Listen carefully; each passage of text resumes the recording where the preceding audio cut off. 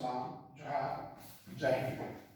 आज जो हम विषय लाए हैं ये आपके पूर्व के विषय से संबंधित है, जिसमें आइडियलिज्म, प्रैग्मेटिज्म एंड नेचरलिज्म। इसमें क्वेश्चन आ सकता है कि तुलनात्मक अध्ययन करें आदर्शवाद, प्रकृतिवाद और प्रयोजनवाद में, यानी आइडियलिज्म, नेचरलिज्म और प्रैग्मेटिज्म में। तो देखिए, तुलनात्मक अध्ययन पहले मैं बता चुका हूं, आप लोग समझ चुके हैं। आपके समझने के लिए, आसानी के लिए तुलनात्मक अध्ययन बता देता हूं। आइडियलिज्म, इसमें जो है आत्म अनुभूति होती है। क्या होता है? कल के क्लास में बताया था, आत्म अनुभूति होती है। और नेचरलिज्म, प्रकृतिवाद में आत्म अभिव्यक्ति होती है। जो हमारी अनुभूति में आता है उसे हम व्यक्त कर देते हैं। और प्रैग्मेटिज्म, प्रयोजनवाद में क्या होता है? इसमें कोई पूर्व निश्चित उद्देश्य नहीं होता है। जैसे मैं जब पढ़ाई कर रहा था तो ऐसा कोई उद्देश्य नहीं था कि हमें संस्थान खोलना है और हम एक शिक्षक के रूप में करके आएंगे और हम बच्चों को, स्पेशल बच्चों को पढ़ाएंगे, टीचर्स ट्रेनिंग या स्टूडेंट को पढ़ाएंगे। ऐसा कोई उद्देश्य पहले मेरा नहीं था। तो इसमें कोई उद्देश्य होता नहीं, लेकिन फिर भी सफलता प्राप्ति की ओर चला जाता है। दूसरा, आइडियलिज्म व्यक्तित्व का विकास होता है। कैसे का विकास होता है? व्यक्तित्व, क्योंकि वो आदर्शवादी लोग होते हैं। और नेचरलिज्म मूल प्रवृत्ति का शोधन होता है। मूल प्रवृत्ति यानी जब आप प्रकृति में जाएंगे तो प्रकृति के अनुकूल आपको काम करना पड़ेगा। जैसे गर्मी के दिन में हम लोग पंखे का उपयोग करते हैं, जाड़े के दिन में गर्म कपड़े का उपयोग करते हैं, बरसात ऋतु में हम लोग छाता का उपयोग करते हैं। हर ऋतु में प्रकृति के अनुकूल हम लोग अपने आप को एडजस्ट कर लेते हैं, समन्वय बना लेते हैं। तो ये हमारा हो गया कि आपका मूल प्रवृत्ति में शोध होता है। और प्रैग्मेटिज्म में सामाजिक व्यवस्था की उन्नति होती है, क्योंकि ये प्रयोजनवाद होता है। कोई विशेष काम को लेकर के चलता है पर कोई उद्देश्य नहीं होता है। पर ये सामाजिक व्यवस्था, क्योंकि समाज से जुड़ा कार्य है प्रयोजनवाद, जिसमें सामाजिक व्यवस्था की उन्नति होती है, यानी सामाजिक आदमी लोग इसमें ज्यादातर जुड़े रहते हैं। और दूसरा है व्यक्तित्व का विकास। तीसरा, सत्यम शिवम सुंदरम की प्राप्ति होती है। क्यों? क्योंकि जो आइडियलिज्म प्रकृति के होते हैं, इनका धर्म से लगाव ज्यादा रहता है। सुबह ये सत्यम शिवम और सुंदरम की प्राप्ति करते हैं, यानी ये ज्यादा नीचे से लेकर के परलोक तक की तैयारी करते हैं, अपने आप को बनाने में लगे रहते हैं। और इस नेचरलिज्म में जो है सहज संबंध क्रियाएं होती है, क्योंकि भाई तो प्रकृति से जुड़ रहते हैं और प्रकृति के अनुकूल हम लोग चलना पड़ता है, उस पर हम लोग निर्भर रहते हैं। यहाँ जो सामाजिक आपका व्यवस्था की, सामाजिक कुशलता की प्राप्ति होती है। यानी जब कोई बिजनेस और व्यवहार करेंगे तो आपकी उसमें सबसे बड़ा इंपॉर्टेंट चीज है व्यवहार कुशलता। व्यवहार कुशलता, आप कितने व्यवहार कुशल हैं। जब तक आप व्यवहार कुशल नहीं होंगे तो अपने संस्थान को, अपने कार्य को, अपने व्यवसाय को आप किसी भी फैक्ट्री किसी बात नहीं चला पाएंगे। इसके बाद चौथा, आइडियलिज्म जो है इसमें आध्यात्मिक विरासत का संरक्षण होता है। किसका संरक्षण होता है?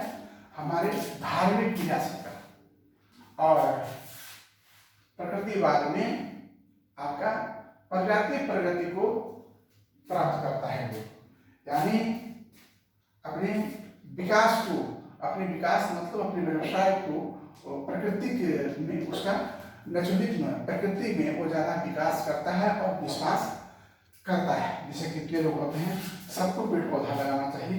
प्रकृति में कुछ घर में एसी है तो ये एसी छोड़ करके भी बंद करके वो बाग बगीचा में रहना पसंद करेंगे। तो ये क्या है? वो प्रगति को प्राप्त करता है, प्रगति को प्राप्त करता है।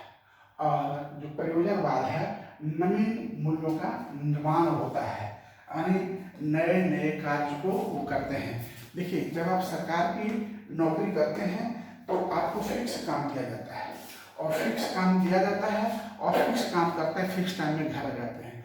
उसमें क्या होता है कि आपको सीखने का कुछ विशेष मौका नहीं मिलता, आपके आयु का, आपके बुद्धि लब्धि का नित्य जांच नहीं होता। लेकिन जब आप स्वतंत्र व्यवसाय करेंगे, संस्थान स्कूल कॉलेज जाएंगे, तो हजारों लोग से पर डे 10-50 से मुलाकात होगी, डिफरेंट मनुष्यों से मुलाकात होगी, और आपको सीखने के मौका मिलेगा। आपकी आयु की जांच हल पल पल होगी, तब तो आपको समाज में समन्वय स्थापित कर पाएंगे। तो ये है नवीनतम मूल्यों का निर्माण। अब पवित्र जीवन की प्राप्ति आप देख रहे हैं, आइडियोलॉजी में अध्यात्म, व्यक्तित्व, सत्यम, स्वयं सुंदरम, आध्यात्मिक विरासत, निश्चित रूप से पवित्र जीवन की प्राप्ति होती है। वो अपने लास्ट उम्र में बहुत सुखद अनुभव करते हैं कि हमने राम के नाम लिया और शरण में जा रहे हैं, चाहे वो जिस धर्म से हो, एकदम धर्मावलंबी कट्टर होते हैं और उसके प्रति वो निश्चल रहते हैं। यही नेचरलिज्म में जीवन में संघर्ष करने की तैयारी होती है, यानी जो व्यवसाय करते हैं, संस्थान स्कूल का चलाते हैं, जो भी कुछ स्वतंत्र का कुछ कार्य करते हैं, वो जीवन मूल्य संघर्षरत रहते हैं। और परिवर्तन नेचर में प्रगतिशील भविष्य का निर्माण होता है, यानी वह एक काम में लगे रहना पसंद नहीं करते हैं, वो चाहते हैं कि एक काम के बाद कुछ और हमको आगे मौका मिले। जैसे कई एक ऐसे अस्पार हैं जो गायक थे, नायक बन गए, फिल्मी स्टार बन गए, अभिनेता बन गए, मान नेता अभिनेता सब बन गए, तो वो एक क्षेत्र में कार्य करने से संतुष्ट नहीं होते हैं, वो चाहते हैं कि इसमें काम किए हैं तो और इससे आगे बढ़कर के हम आगे काम करें। तो ये है यहाँ प्रगतिशील भविष्य का निर्माण। आगे आधुनिक बातों को अच्छे तरह से समझ रहे होंगे कि एकदम अनुभूति, व्यक्तित्व का विकास, सत्य, शिव और सुंदर की प्राप्ति, आध्यात्मिक विरासत का संरक्षण, पवित्र जीवन की प्राप्ति। लास्ट में जब इतने को लोग प्राप्त कर जाएंगे तो निश्चित है कि उनका चरित्र अच्छा निर्माण हो जाएगा, कहीं से कोई शक नहीं है। और नेचरलिज्म में क्या है, व्यक्तित्व का विकास होता है। जैसे पूर्व में हम लोग गांव ग्राम में रहते थे पहले, तो आपस में एक दूसरे पर विश्वास होता था, एक दूसरे का खेती दूसरा लोग कर देता था, जिसके किसी के पास हल और बैल नहीं है तो उससे वो हासिल हो जाता था और एक दूसरे को मिल करके अच्छा काम करता था और वो विकास करता था, और सबका जीवन अपना अपना आनंदमय चलता था, क्योंकि लोग प्रकृति से जुड़े थे और एक दूसरे पर निर्भर थे। एक ठाकुर हजाम बनाने का काम करता था, इसके बाद जो बढ़ी है वो लकड़ी लगाने का काम करता था, सबका अपना अपना पेशा था और सब लोग अपने अपने प्रकृति के काम में मस्त थे। उसी तरह से एक परियोजनवाद है। परियोजनवाद में क्या है कि आपका शिक्षा के उद्देश्य में परिवर्तन।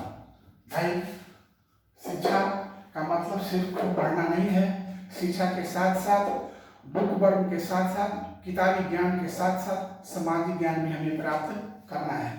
तो आपका आज का यह चर्चा खत्म होता है।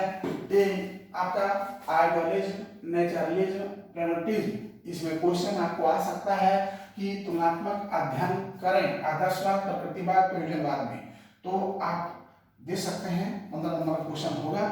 जय हिंद। जय हिंद। देखिए थोड़ा सा देख करके आप लोगों को